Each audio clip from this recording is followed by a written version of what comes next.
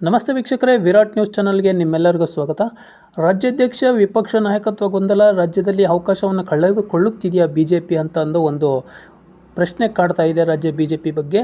ಹಾಗಾದರೆ ಏನದು ಅಂತ ನೋಡ್ಕೊಂಬರೋಣ ವೀಕ್ಷಕರು. ಅದಕ್ಕೂ ಮುಂಚೆ ನಮ್ಮ ಚಾನಲ್ನ ನೀವು ಸಬ್ಸ್ಕ್ರೈಬ್ ಮಾಡಿಲ್ಲ ಅಂದರೆ ದಯವಿಟ್ಟು ಸಬ್ಸ್ಕ್ರೈಬ್ ಮಾಡ್ಕೊಳ್ಳಿ, ಸಪೋರ್ಟ್ ಮಾಡಿ. ರಾಜ್ಯ ಕಾಂಗ್ರೆಸ್ನಲ್ಲಿ ಸಾಕಷ್ಟು ಭಿನ್ನಮತೀಯ ಚಟುವಟಿಕೆಗಳು ನಡೆಯುತ್ತಿವೆ. ಆದರೆ ಇಂತಹ ಅವಕಾಶಗಳನ್ನು ಸದುಪಯೋಗ ಪಡೆದುಕೊಳ್ಳುವಲ್ಲಿ ಬಿಜೆಪಿ ಯಶಸ್ವಿ ಆಗಿಲ್ಲ. ಬಿಜೆಪಿಯಲ್ಲಿ ರಾಜ್ಯಾಧ್ಯಕ್ಷ ಸ್ಥಾನ ಹಾಗೂ ವಿಪಕ್ಷ ನಾಯಕನ ಸ್ಥಾನದ ಬಗ್ಗೆ ಸೃಷ್ಟಿಯಾಗಿರುವ ಗೊಂದಲಕ್ಕೆ ಬ್ರೇಕ್ ಬಿದ್ದಿಲ್ಲ. ವಿಪಕ್ಷವಾಗಿ ಬಿಜೆಪಿ ಒಂದೆರಡು ಗಮನ ಸೆಳೆಯುವ ಹೋರಾಟ ನಡೆಸಿದರೂ ರಾಜ್ಯ ಸರ್ಕಾರದ ಮೇಲೆ ಪರಿಣಾಮ ಬೀರುವಂತಹ ಹೋರಾಟವನ್ನು ಹಮ್ಮಿಕೊಂಡಿಲ್ಲ. ಇದೆಲ್ಲವೂ ಬಿಜೆಪಿಗೆ ರಾಜ್ಯದಲ್ಲಿ ಮತ್ತಷ್ಟು ಹಿನ್ನಡೆಯನ್ನು ಉಂಟು ಮಾಡಿದೆ ಅಂತಲ್ಲ. ಈ ಕುರಿತು ಮತ್ತಷ್ಟು ವಿವರವನ್ನು ನಾವು ನಿಮಗೆ ತಿಳಿಸ್ತೀವಿ. ರಾಜ್ಯ ರಾಜಕಾರಣದಲ್ಲಿ ಸದ್ಯ ವಿಭಿನ್ನ ವಾತಾವರಣ ಇದೆ. ಆಡಳಿತ ಪಕ್ಷ ಮಾತ್ರವಲ್ಲದೆ ವಿಪಕ್ಷದಲ್ಲೂ ಸಾಕಷ್ಟು ಗೊಂದಲಗಳು ಸಹ ತೀವ್ರಗೊಳ್ಳುತ್ತಿವೆ. ಆಡಳಿತ ಪಕ್ಷದಲ್ಲಿ ನಾಯಕತ್ವ ಬದಲಾವಣೆ ಕುರಿತು ಶಾಸಕರು, ಸಚಿವರ ಹೇಳಿಕೆಗಳು ಸಾಕಷ್ಟು ಗೊಂದಲವನ್ನು ಮೂಡಿಸುತ್ತಿವೆ. ಪಕ್ಷದಲ್ಲಿ ಕಾರ್ಯಕರ್ತರು ಇದರಿಂದ ಗೊಂದಲವನ್ನು ಸೃಷ್ಟಿಯಾಗಿದೆ. ಅಷ್ಟೇ ಅಲ್ಲ, ಆಡಳಿತ ಮೇಲೂ ಅದು ಪರಿಣಾಮ ಬೀರಿದೆ ಅಂತಲೂ ಸಹ ಹೇಳಲಾಗ್ತಾ ಇದೆ. ಹೀಗಿದ್ದರೂ ವಿಪಕ್ಷ ಬಿಜೆಪಿ ಏನು ಮಾಡುತ್ತಿದೆ ಎಂಬ ಪ್ರಶ್ನೆ ಸಹಜವಾಗಿ ಎಲ್ಲರಲ್ಲೂ ಉದ್ಭವಿಸಿದೆ. ರಾಜ್ಯದಲ್ಲಿ ಆಡಳಿತ ಪಕ್ಷದ ಪರಿಸ್ಥಿತಿ ಬಿಜೆಪಿಗೆ ಪೂರಕವಾಗಿದೆ. ಕಾಂಗ್ರೆಸ್ನಲ್ಲಿ ನಾಯಕತ್ವ ಬದಲಾವಣೆ ಕುರಿತು ಸಿದ್ದರಾಮಯ್ಯನವರ ವಿರುದ್ಧ ಮತ್ತು ಡಿ.ಕೆ. ಶಿವಕುಮಾರ್ ಅವರ ನಡುವಿನ ಜಟಾಪಟಿ ನಡೆಯುತ್ತಿದೆ. ನಾಯಕತ್ವ ಬದಲಾವಣೆಯ ಬಗ್ಗೆ ಡಿ.ಕೆ. ಶಿವಕುಮಾರ್ ಆಪ್ತ ಶಾಸಕ ಇಕ್ಬಾಲ್ ಹುಸೇನ್ ನೇರವಾಗಿ ಹೇಳಿಕೆಯನ್ನು ಕೊಟ್ಟಿದ್ದಾರೆ. ಅವರಿಗೆ ನೋಟಿಸ್ ಕೂಡ ಜಾರಿ ಮಾಡಲಾಗಿದೆ. ಇಷ್ಟಕ್ಕೆ ನಿಲ್ಲದೆ ಸಿದ್ದರಾಮಯ್ಯನವರ ಪರವಾಗಿ ಬಸವರಾಜ ರಾಯರೆಡ್ಡಿ ಹೇಳಿಕೆಗಳನ್ನು ನೀಡಿದ್ದಾರೆ. ಈ ಎಲ್ಲ ಬೆಳವಣಿಗೆಗಳ ನಡುವೆ ಸಿದ್ದರಾಮಯ್ಯನವರು 5 ವರ್ಷ ನಾನೇ CM ಎಂದರೆ ಡಿ.ಕೆ. ಶಿವಕುಮಾರ್ ಅವರು ಐ ಹ್ಯಾವ್ ನೋ ಆಪ್ಷನ್ ಅಂತ ಎಂದಿದ್ದಾರೆ. ಇದು ಕಾಂಗ್ರೆಸ್ನಲ್ಲಿರುವ ಭಿನ್ನಮತಕ್ಕೆ ಸ್ಪಷ್ಟವಾದ ಸಾಕ್ಷಿಯಾಗಿದೆ. ಆದರೆ ಇಷ್ಟೆಲ್ಲ ಬೆಳವಣಿಗೆಗಳು ನಡೆಯುತ್ತಿರುವಾಗ ಹಾಗೂ ಅವುಗಳ ಪರಿಣಾಮ ಆಡಳಿತದ ಮೇಲೆ ಆಗುತ್ತಿರುವಾಗ ವಿಪಕ್ಷ ಬಿಜೆಪಿ ಸೈಲೆಂಟ್ ಆಗಿದೆ. ಪರಿಣಾಮಕಾರಿಯಾಗಿ ವಿಪಕ್ಷ ಜವಾಬ್ದಾರಿಯನ್ನು ಅದು ನಿರ್ವಹಣೆ ಮಾಡುತ್ತಿಲ್ಲ ಎಂಬುದು ಸಹ ಬಹಳ ಸ್ಪಷ್ಟವಾಗಿ ಗೋಚರಿಸುತ್ತಿದೆ ಅಂತಂದು ಎಲ್ಲರಲ್ಲೂ ನಾಯಕರಲ್ಲೂ ಪ್ರಶ್ನೆ ಸಹ ಅದು ಉದ್ಭವಿಸಿದೆ.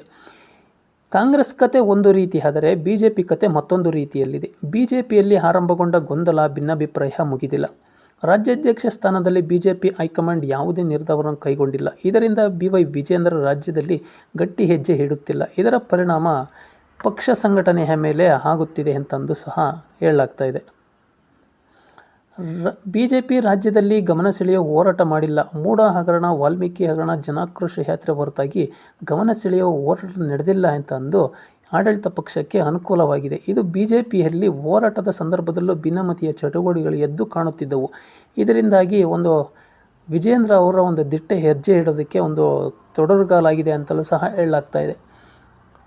ಬಿಜೆಪಿಯಲ್ಲಿ ಬಂಡಾಯ ಅಸಮಾಧಾನಕ್ಕೆ ಯಾವಾಗ ಅಂತ್ಯ ಹಾಡಲಾಗುತ್ತದೆ ಎಂಬುದು ಸಾಕಷ್ಟು ಕುತೂಹಲಕ್ಕೆ ಕಾರಣವಾಗಿದೆ.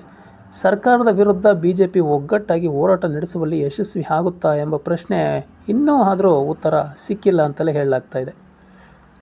ಖಂಡಿತ ಇಂಥದ್ದೊಂದು ಪ್ರಶ್ನೆ ಎಲ್ಲ ಕಾರ್ಯಕರ್ತರಲ್ಲೇ ಮೂಡೋದು ಅಥವಾ ಹೈಕಮಾಂಡ್ ನಾಯಕರ ಮಟ್ಟಿಗೆ ಇದೊಂದು ಪ್ರಶ್ನೆ ಮೂಡೋದು ಸಹಜ. ಆದರೆ ಈ ಬಸವನಗೌಡ ಪಾಟೀಲ್ ಯತ್ನಾಳ್ ಅವರು, GM ಸಿದ್ದೇಶ್ವರ್ ಅವರು, ಮುರುಗೇಶ್ ನಿರಾಣಿ ಅವರು ಮತ್ತು ಬಾಲಚಂದ್ರ ಜಾರಕಿಹೊಳಿ ಅವರು ಏನೋ ಟೀಮ್ ಇದೆಯೋ, ಇದು ಭಿನ್ನಮತೀಯ ಚಟುವಟಿಕೆಯನ್ನು ಟೀಮ್ ನಡೆಸಿತ್ತು. ಈ ಭಿನ್ನಮತೀಯ ಚಟುವಟಿಕೆಯಿಂದ ಎಲ್ಲೋ ಒಂದು ಕಡೆ BY ವಿಜೇಂದ್ರ ಅವರು ಏನೇ ಗಟ್ಟಿ ನಿರ್ಧಾರವನ್ನು ತಗೊಳ್ಳೋದಕ್ಕೆ ಅದು ತೊಂದರೆ ಆಗಿತ್ತು ಅಂತಲೇ ಹೇಳಲಾಗ್ತಾ ಇದೆ. ಹಾಗಾಗಿ ಈ ಭಿನ್ನಮತೀಯ ಚಟುವಟಿಕೆಯನ್ನು ಬಿಜೆಪಿ ಹೈಕಮಾಂಡ್ ಹಂತಕ್ಕೆ ಹದ್ದುಬಸ್ತಿನಲ್ಲಿ ಇಟ್ಟರೆ ಖಂಡಿತವಾಗಿಯೂ ಬಿಜೆಪಿ ರಾಜ್ಯದಲ್ಲಿ ಫಿನಿಕ್ಸ್ನಂತೆ ಮತ್ತೆ ಪುಟಿದೇಳುವಂಥ ಎಲ್ಲ ಲಕ್ಷಣಗಳು ಸಹ ಕಾಣ್ತಾ ಇದ್ದಾವೆ. ಯಾಕಪ್ಪ ಅಂದರೆ BY ವಿಜೇಂದ್ರ ಅವರಿಗೆ ದೊಡ್ಡ ಜನಬೆಂಬಲ ಕರ್ನಾಟಕದಲ್ಲಿ ಇರೋದರಿಂದ ಮುಂದಿನ ದಿನಗಳಲ್ಲಿ BY ವಿಜೇಂದ್ರ ಅವರು ಸಕ್ರಿಯವಾಗಿ ತುಂಬಾ ಅಗ್ರೆಸಿವ್ ಆಗಿ ರಾಜಕಾರಣವನ್ನು ಮಾಡ್ತಾರೆ ಅನ್ನೋ ಯಶಸ್ಸು ಕಾರ್ಯಕರ್ತರಲ್ಲಿ ಇದೆ. ಹಾಗಾಗಿ ಮುಂದಿನ ದಿನಗಳಲ್ಲಿ ಬಿಜೆಪಿ ಹೈಕಮಾಂಡ್ ದಿಟ್ಟ ನಿರ್ಧಾರ ತಗೊಂಡು ಭಿನ್ನಮತಕ್ಕೆ ಅವಕಾಶವನ್ನು ಮಾಡಿಕೊಡದೆ ಒಳ್ಳೆಯ ಗಟ್ಟಿ ನಿರ್ಧಾರ ತಗೊಳ್ಳಿ ಅಂತಂದು ನಾವೆಲ್ಲರೂ ಆಶಿಸೋಣ ವೀಕ್ಷಕರೇ.